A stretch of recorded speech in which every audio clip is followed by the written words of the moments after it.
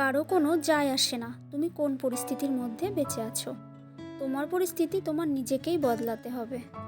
Hello everyone, good morning. কেমন আছো তোমরা? নিশ্চয়ই ভালো আছো। তো আমাদের দেখো সকাল সকাল ব্রেকফাস্ট কমপ্লিট হয়ে গেল, তারপরে দুপুরে রান্নাবান্না খাওয়া দাওয়া কমপ্লিট করে আমরা বেরিয়ে পড়েছি। এখন যাচ্ছি ওকে নিয়েও ডক্টর দেখাতে। তো যাই হোক, আজকে ডেট দিয়েছিল সেই অনুযায়ী যাচ্ছি। গত মাসেও সেলাই খুলে দিয়েছিল, তো গতবারে আমরা অ্যাম্বুলেন্সে করে নিয়ে গেছিলাম, তো এবার আর হলো না পরিস্থিতির জন্য। যাই হোক, আমরা একটা ভ্যান রিজার্ভ করে ব্যাটারি ভ্যান আর কি রিজার্ভ করে আমরা নিয়ে এসেছি এখানে।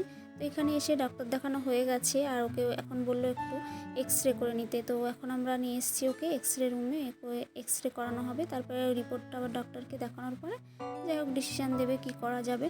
তো ওকে এখন পায়ের পুরো ব্যান্ডেজটা পুরো খুলে দিয়েছে আর কি। এটা খোলার পরে তো যাই হোক অনেক হালকা লাগছে, ওরও এত খুশি যে বাড়ি এসে দিদুনের সাথে খুব মজা করছে, হাসি ঠাট্টা করছে। আর এখন তাছাড়া হাঁটতে বলেছে বলতে একটা সাপোর্ট নিয়ে হাঁটতে বলেছে, আর একটা নিকাপ নিতে বলেছে। নিকাপটা নিয়ে নেবো একটা। আর এখন যাচ্ছি পাশের বাড়িতে, কাকিমণিদের বাড়িতে। পাশের বাড়িতে যেহেতু যাচ্ছি, আমাদের কোকোসোনাকে রেখে গেছি। আমরা যখন ডাক্তার দেখাতে যাই তখন খুব করছিল আমাদের সাথে যাওয়ার জন্য।